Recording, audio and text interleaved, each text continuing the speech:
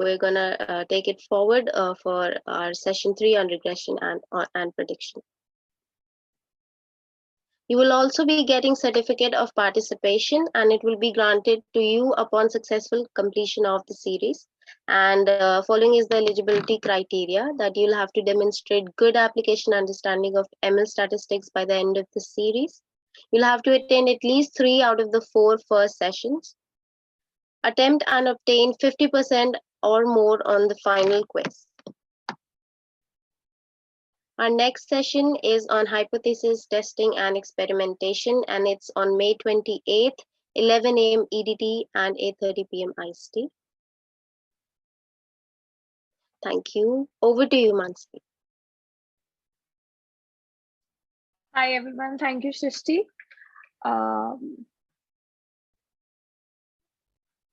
Welcome, everyone, and thank you for attending the third session in our Statistics for Machine Learning series.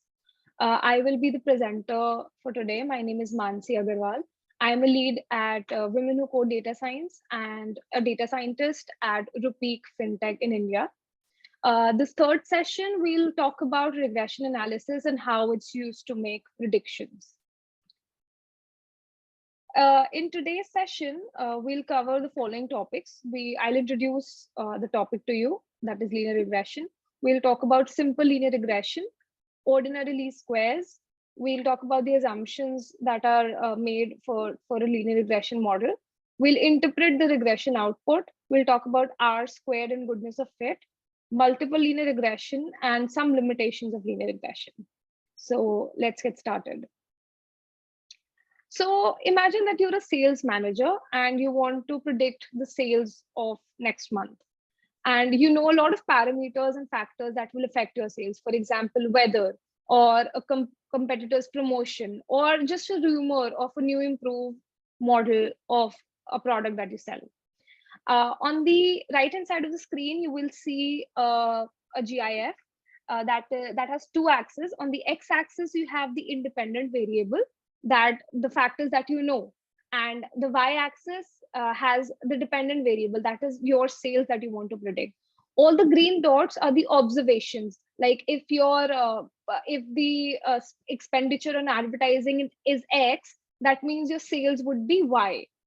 You want to actually fit a linear line or a straight line through these observations that will best represent your data. So here comes regression analysis. It is a way of mathematically sorting out which of the variables, like which of the factors actually will impact your sales. So you answer 3 most important questions. Which factor matter most? Like, is it weather? Is it competitors' promotion? Is it both, or is it neither? Is it a third factor you still don't know about and have to do some market research? And which can you ignore out of these factors? How do these factors interact with each other? Like, let alone sales, are these factors actually correlated or interacting with each other also? And most importantly, how certain are we about all these factors and how they affect our sales? So regression analysis helps us answer these questions, and in conclusion, it will help us predict our dependent variable, like sales in this example. So let's talk about simple linear regression. Next slide, please. Yeah. So when I put the word simple behind linear regression, it just means that we are predicting our dependent variable in relation to just one independent variable. That is, it tries to model relationship of between the magnitude of one variable against the second. So as X increases, Y also increases, or as X increases, Y decreases. Next slide.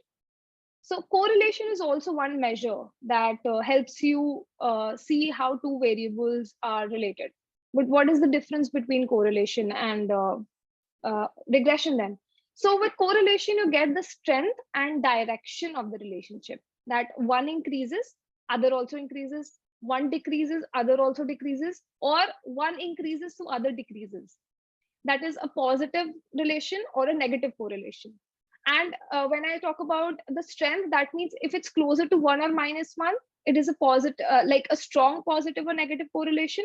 But if it's closer to 0, it's a weak relation. But in regression, you get the quantity. Like if X increases to 10, my Y will decrease to minus 20.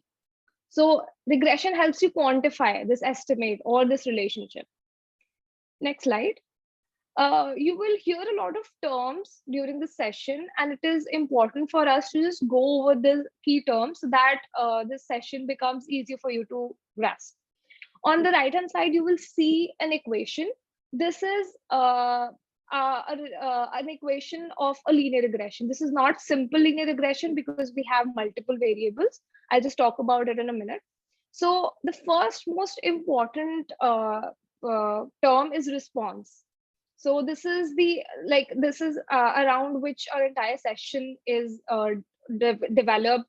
All the money that we spend is to predict this variable, like this dependent variable. We want the target, we want the outcome. And in this equation, the cost is the dependent variable. So if you see the words mileage, age, make, you will identify that this is an equation. We are trying to predict the cost of a vehicle. For example, a car, given some variables like its mileage, its age, its make. So we're trying to predict cost, which is our response or the dependent variable. We have some independent variables that are the variables that we know, and we try to predict the response using these variables. For example, mileage, age, and make.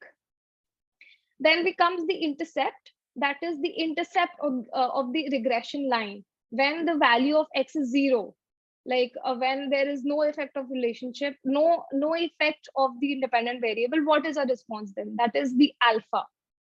Alpha here is the intercept of this equation. Next term. Next, we have the regression coefficients. So these are the parameter estimates of the regression line. That is beta 1, beta 2, and beta 3.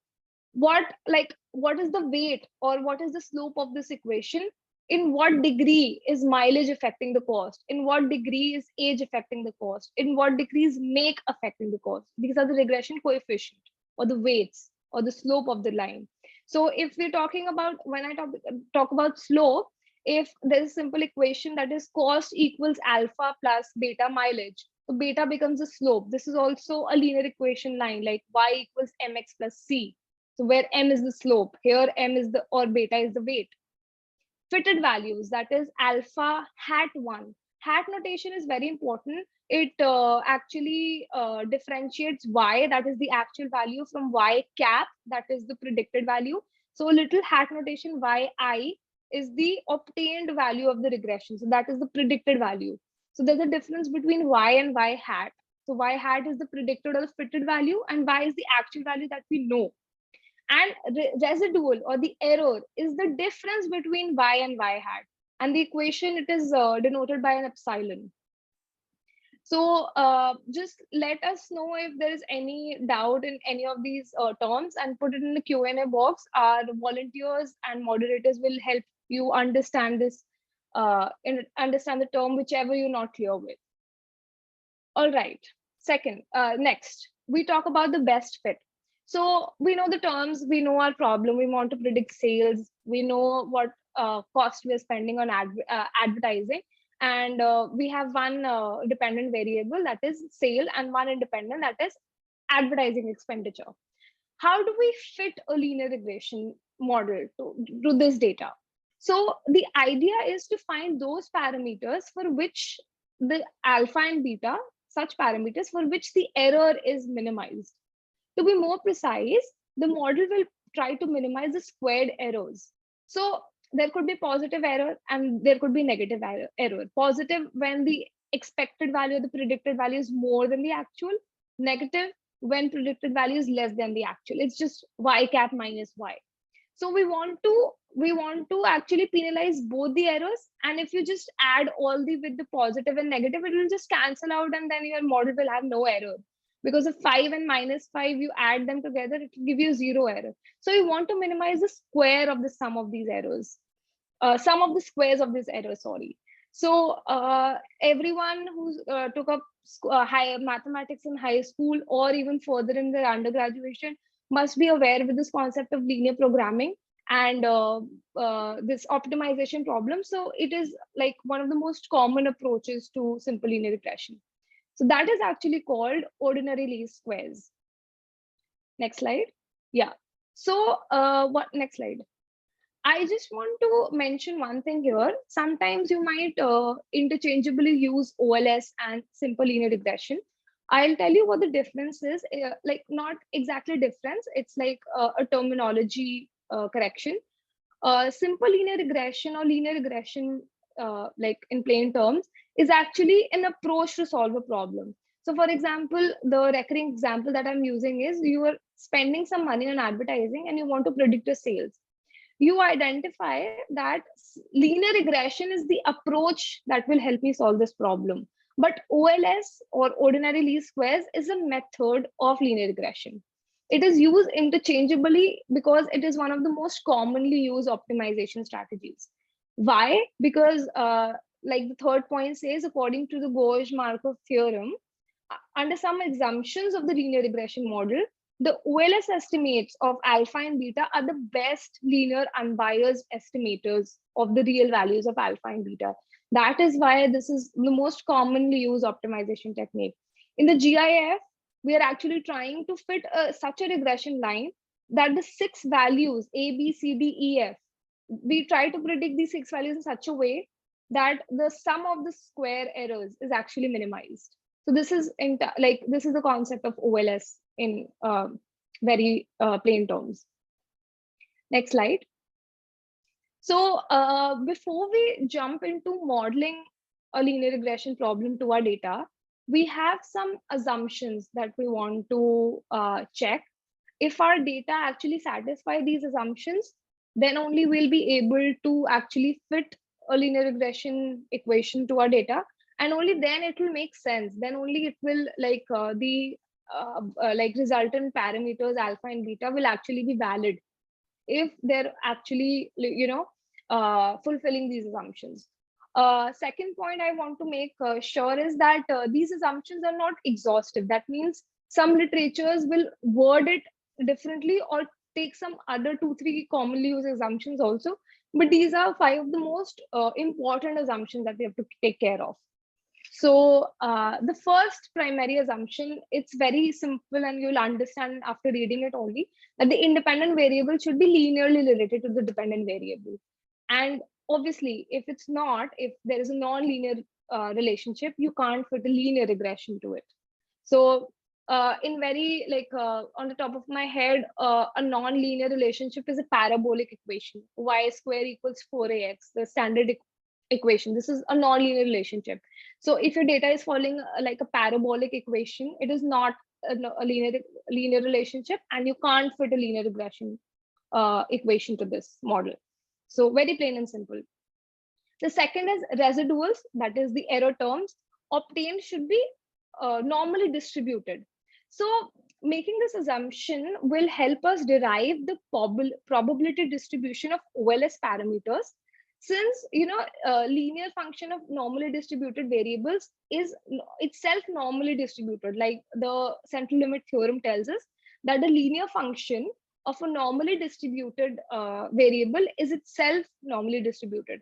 So making this assumption will help us actually derive useful information from the results. So if like the parameters estimators are actually normally distributed, OLS estimators, its linear function which results in a residual will also be normally distributed. And it will further allow us to conduct hypothesis testing or F tests or T tests on our coefficients or like the resultant values of alpha and beta. That's why this assumption is important. If it's not met, it doesn't mean that you cannot go the regression route. You just can't simply use a linear regression. You can go for a like gradient descent problem or another features of like another methods of regression, but which is out of the scope of this session. So that's why we assume that the residuals obtained are normally distributed. The next is the variance of the residual throughout the data should be same, that is homoscedasticity. So okay, so ideally, when we are fitting a linear regression problem equation to our data, for example, the residuals are like the variance of residuals is not uniform. It is not same throughout. So what will happen? Ideally, in an ideal situation, you would want to give less weights to the observations coming from a population with high variability, and more weight to observations coming from the subsection of the population which has low variability. Why? Because in conclusion, you actually want to minimize the error. So you want to give more weight where the variance is less, and high like less weight where variance is more, so that your total variance or total residual or error is minimized. But when we're fitting an OLS equation to this, it does not change weight according to the observations, and or the observation depending on their contribution to the sum of squares. It will give equal weights to all observations given a independent variable. So the parameters that are the estimated parameters that we get may be linear and unbiased, but they're not the most efficient, because our error is not minimized in that term if we give equal weightage to all the observations. Therefore, the variance of the residual throughout the data should be same. There should be little or no multicollinearity in the data. Multicollinearity occurs when the independent variables are related to each other. It is not a problem in simple linear regression because we have only one variable, but when we have in like real life scenarios, when we have more factors, more independent variables, they shouldn't be correlated to each other, because then it is difficult to separate their effect on the dependent variable. So if you can't analyze the individual effect, you don't know if the factor is actually affecting individually or in collaboration with other factors. So if the factors are correlated to each other, you have to drop some variables, which we'll talk about in the coming slides, how you actually drop variables, how to conduct such tests and all.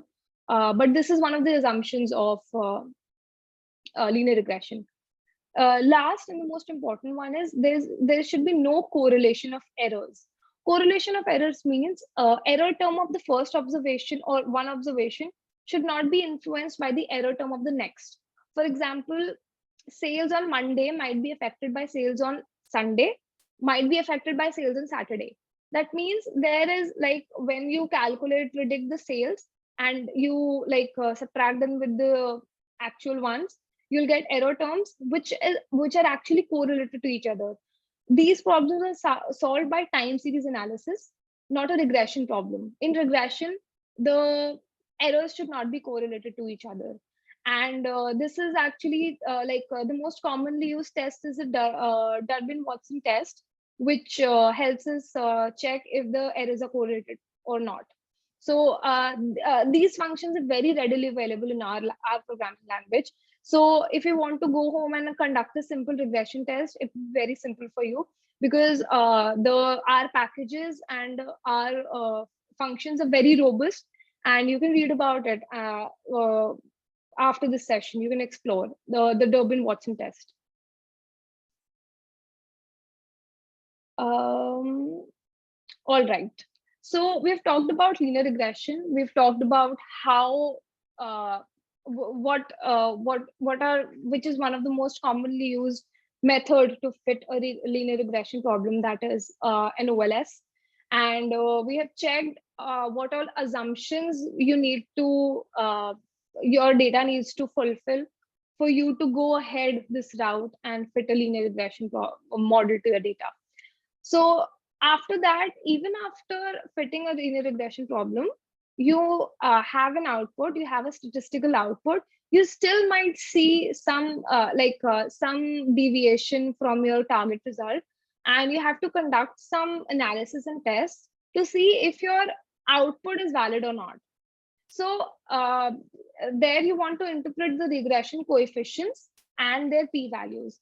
So you must be aware, in common knowledge, a p-value of less than 0.05 is that means your test is significant. That means you have insufficient evidence to actually reject your null hypothesis. So p-values and coefficients in regression analysis tell you which relationships in your model are statistically significant and the nature of those relationships. And the coefficients describe the mathematical relationship between each independent variable and dependent variable. For example, your y equals alpha plus beta x gives you, like when you fit a regression model, the value of beta is minus 15.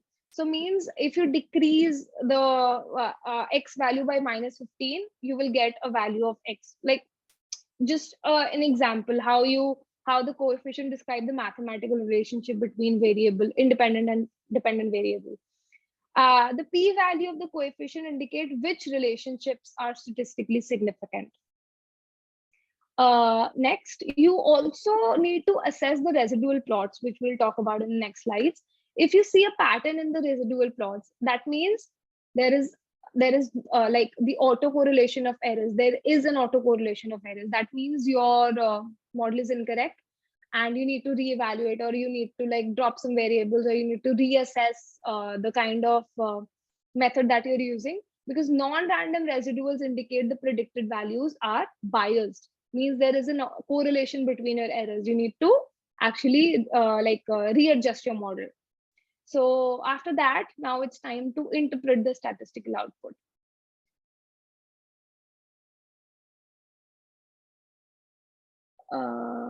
Okay. Yes.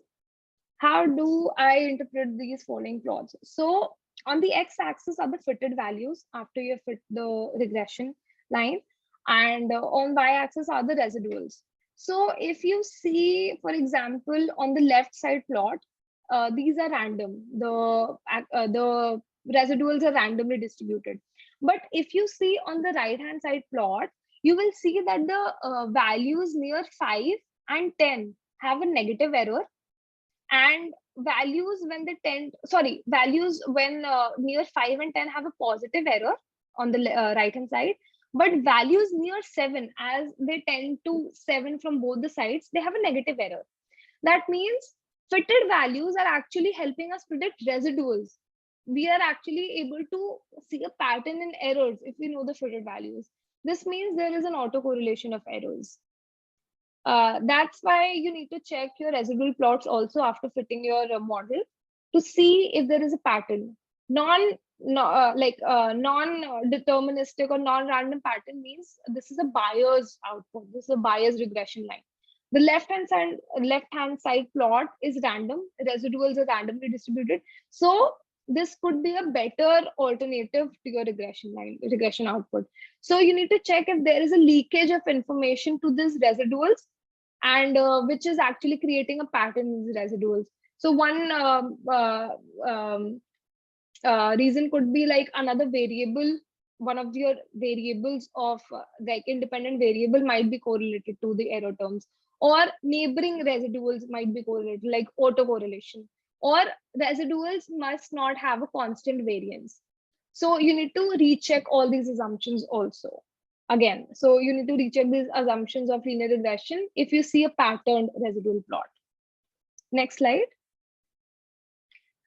So p-values help you determine whether the relationship you observe in a sample also exists in a larger population.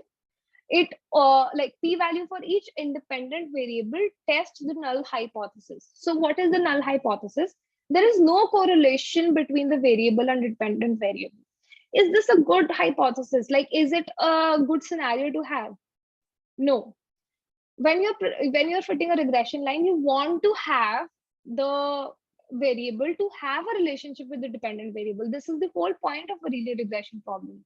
So you want to be able to have insufficient evidence to you want to be able to reject this null hypothesis. So that means you need to have a p-value of less than 0.05 to keep that variable, or to have that variable have an effect on a dependent variable. Also, if there is no correlation, there is no association between the changes. So you don't need to keep that independent variable in your model. So you want a value, p-value of less than 0.05 to be able to keep that independent variable in your model. Next slide. Mansi, like, yes. Sorry to interrupt. There are a few questions in the Q&A box if you'd like to answer them. Okay. I'll just take a small pause and maybe check the questions first.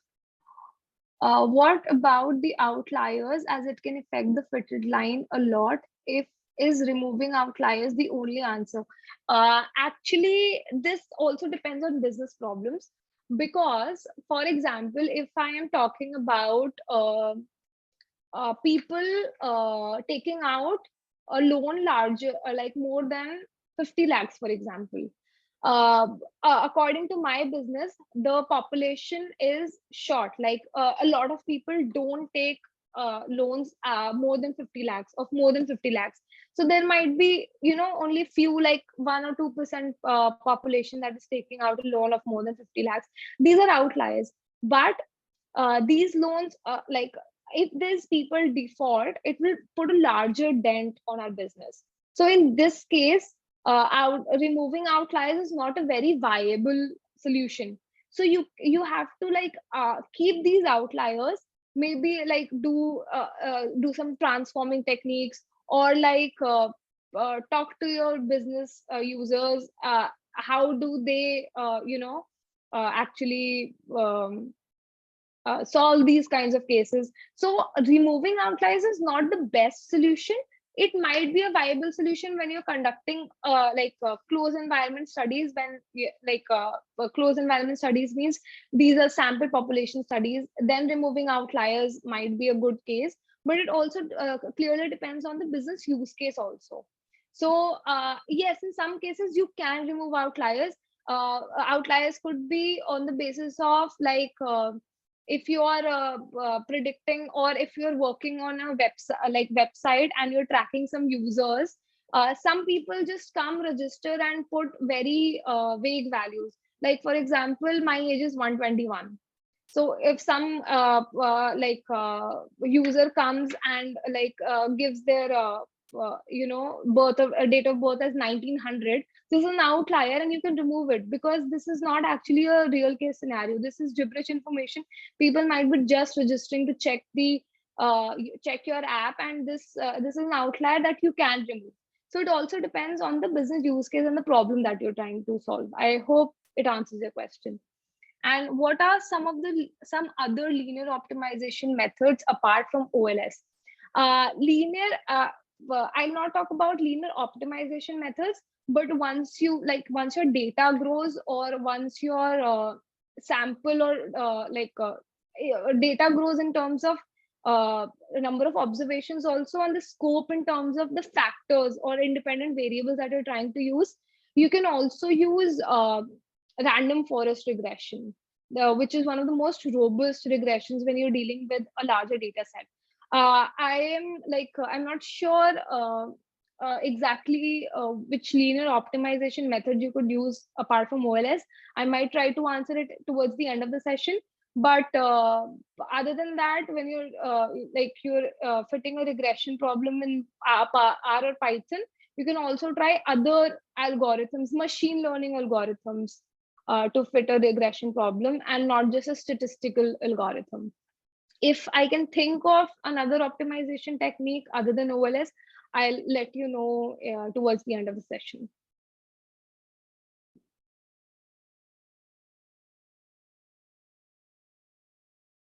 Next slide, please, Sari. Next. Yes. So this is a standard regression output. You can, like, this is a screenshot of an R output only. So you see east, south, and north as your independent variables, and the constant is the alpha intercept. The last column tells us the p-value. So you can see the north and the south variables have p-value of equaling or tending to 0. That means they're significant. We have insufficient evidence to reject this hypothesis. That means they have correlation with our dependent variable. That means we keep this in our model. But east has a p-value of more than 0.0, of more than 0.05. That means we have evidence to actually accept null hypothesis that this variable has no correlation with dependent variable. So maybe we fit another regression model removing ease, and it will actually improve. There are chances that we'll improve our parameter estimates. So this is how you use p-values to interpret regression coefficients. Next slide. If you see the plot on the right hand side, you will see a fitted line that is weight kg equals minus 114.3 plus 106.5 meter, height meter. That means height here is the independent variable. Positive 106.5 means it is the slope of this line. It is the beta estimate, and minus 114.3 is the intercept. That is when height is 0, the weight will be minus 114.3 kgs. This is obviously a random example, might not replicate true values, but this is just a hypothetical example. This also, if you see on the right hand side, on the left hand side, height m, the coefficient of height in meters is 106.505. That means if you move to the right along the x-axis like this, the line increases by 106.5 kilograms. So that means if you increase a height by 100 meters, there will be this many increase in weight in kgs. So this is how you interpret a regression line. Let's suppose the line was flat. For example, this is a flat line parallel to x-axis. That means you keep increasing or decreasing the height, there will be no change in the weight, like some hypothetical scenario. In this, that means the coefficient is a near zero coefficient, and the p-value will be very high in that case. That means this variable is very insignificant, and this makes no effect on your dependent variable weight. Like this is just one scenario where your p-value would be very high when it's very close to y, it's very parallel to y-axis.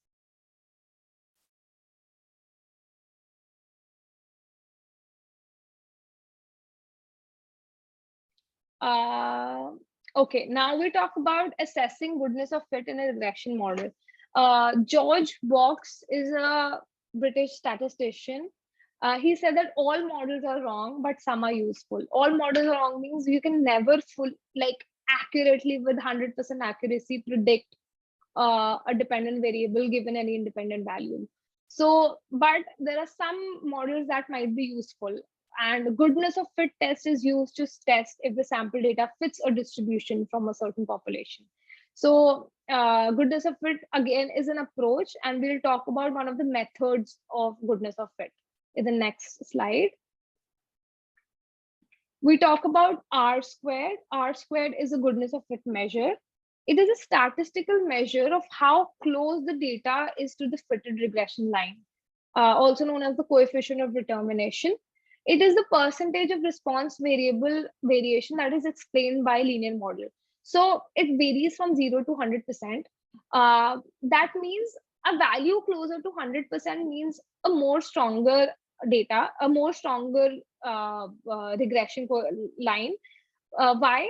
Because that means if my R squared is 95%, that means I am able to explain 95% of the variability by my regression line.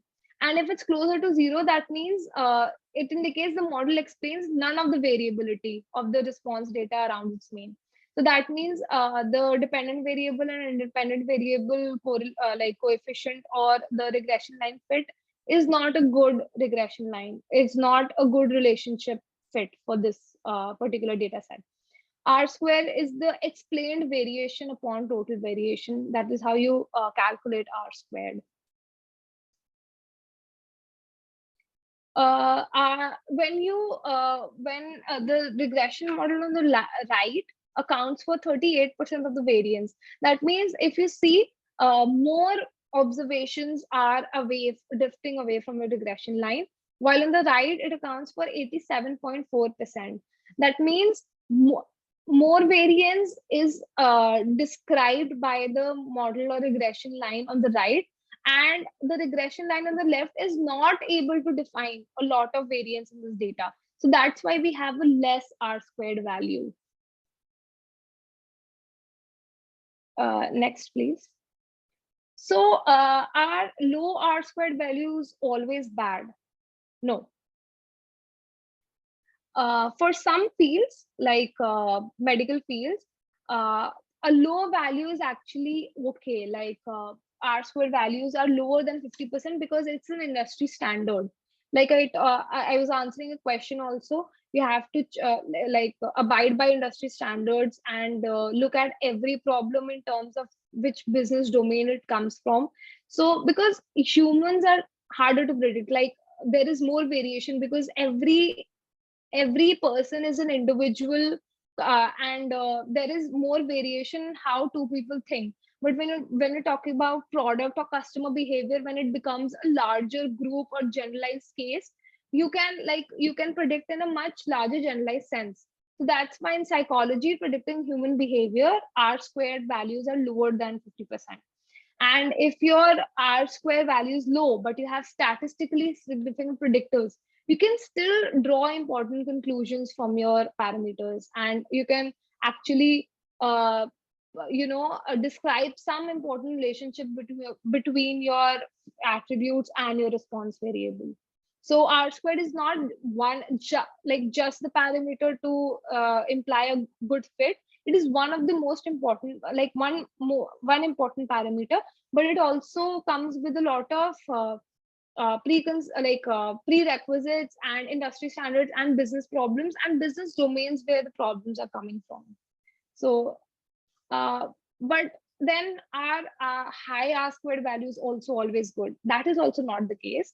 So like the fitted plot line, like on the left hand side, this is a regression plot line.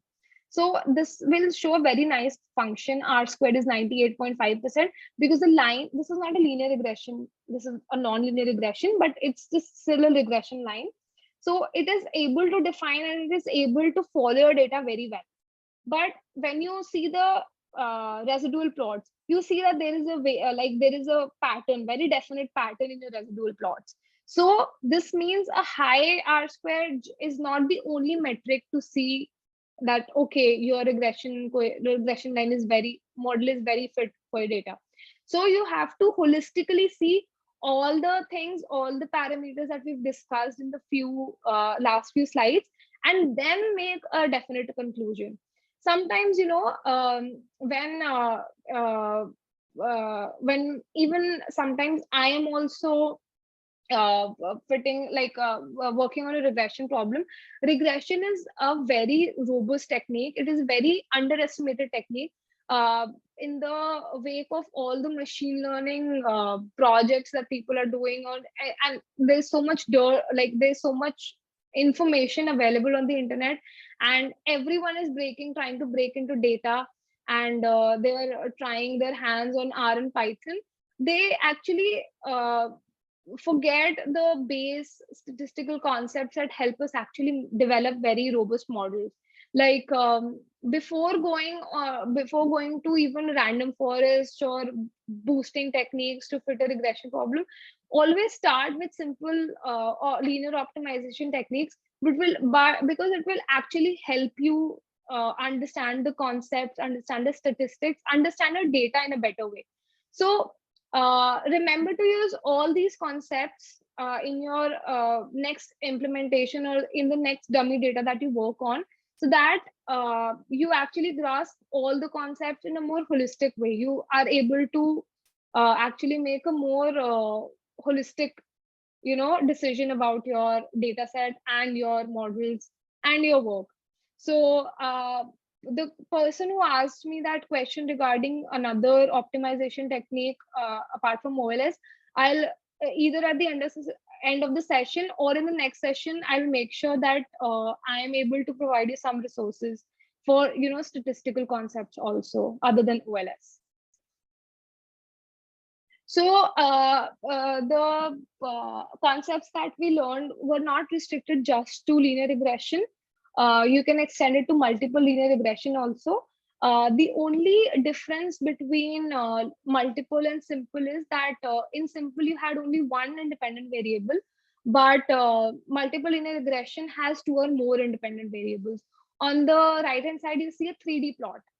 So there is an x1, x2 plane, and then you're trying to predict a y variable. And in real life, real case scenarios, there obviously will be more than one independent variable. So this is how you approach a multiple linear regression problem. But unfortunately, it's out of the scope of this session.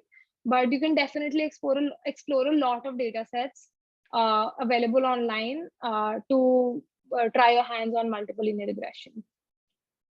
When do you use multiple linear regression? So suppose you're a public health researcher and you are interested in social factors that influence heart disease. You survey 500 towns and gather data on the percentage of people in each town who smoke, the percentage of people in each town who bike to work, and the percentage of people in each town who have heart disease. So this will, because you have two independent variables, that is smoke, if the person is smoker, or if the person bikes to work or not, you are able to predict the chances of or the influence on heart disease. So this has two independent variables and one dependent, so it becomes a multiple linear regression problem. Next slide. Okay, so there's some drawbacks to regression. One very clear, as the name suggests, it's limited to linear relationships. And like I told you about, or in the goodness of it also, we saw a non-linear relationship. We can't like fit a linear regression model to that data. So it's only limited to linear relationships, and it is one of the most primary assumption of linear regression problems. It only looks at the mean of the dependent variable and is not a complete description of the relationship among the variables. It is sensitive to outliers, as one of the attendees also asked in a question. Outliers can have a huge effect on the regression and boundaries in linear or add linear in this technique. So for example, from my example also, if a person actually says that my age is 121, and according to all other values, my mean age might be 25. So I am actually estimating a line which is closer to the mean of the data, that is 25.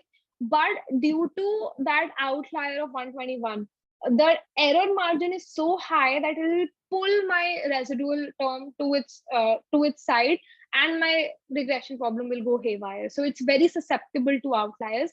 But once you start working on regression problems, you'll know how to better deal with these outliers.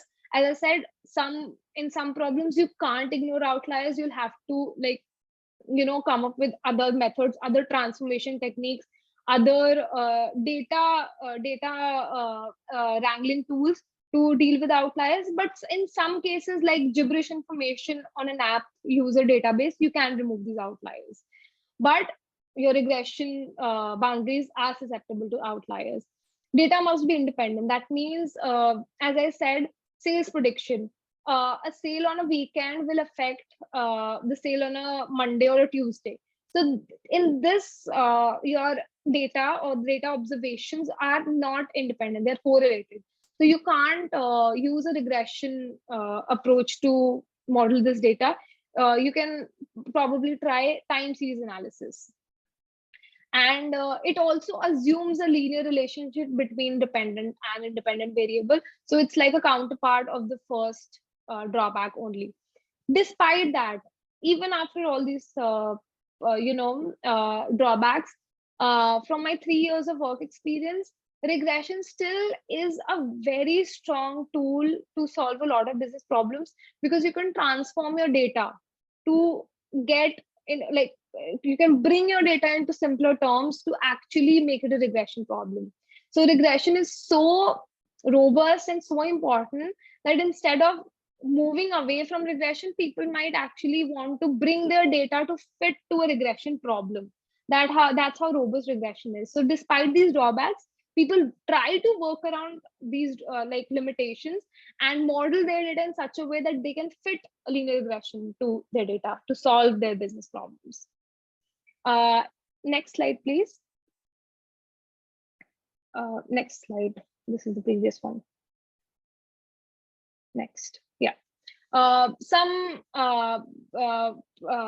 important or everyday use cases of linear regression, like businesses use linear regression to understand the relationship between advertising spending and revenue. My direct example from this session.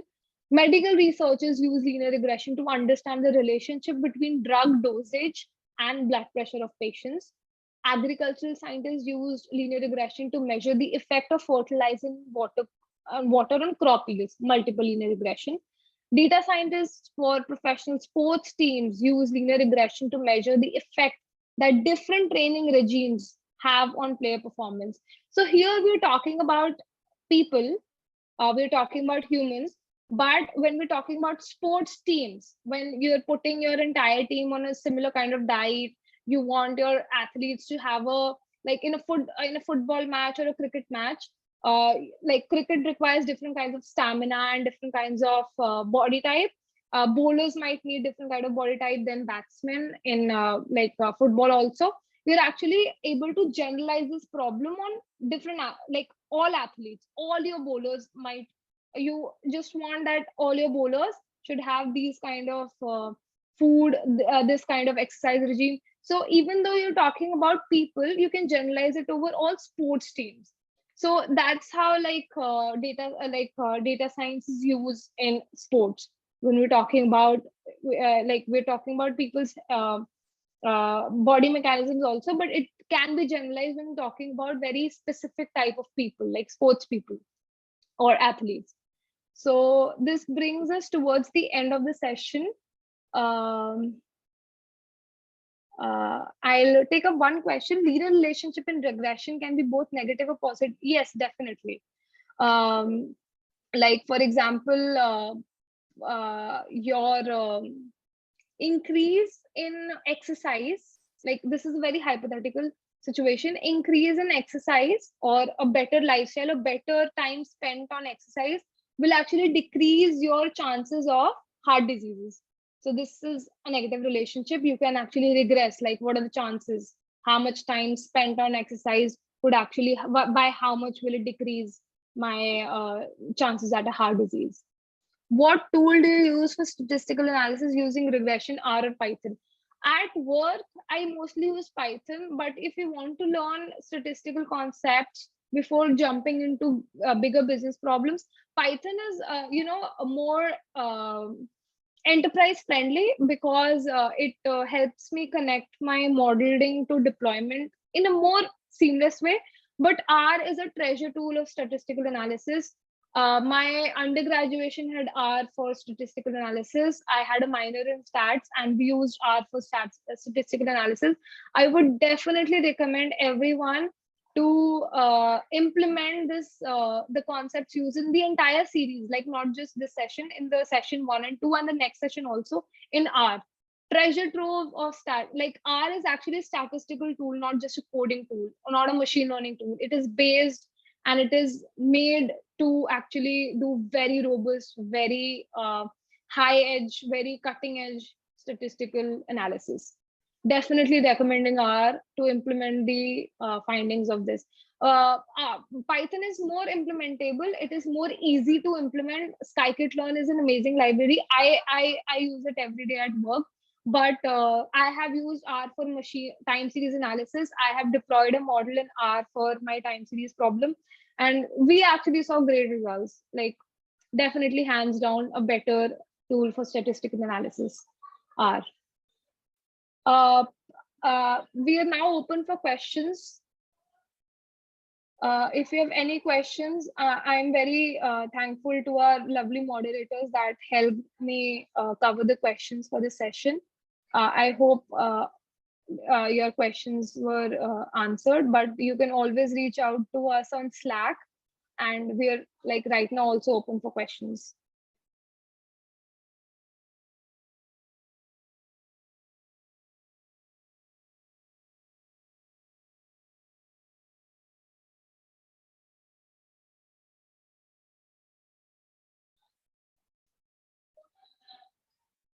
Our next session is on 28th of May.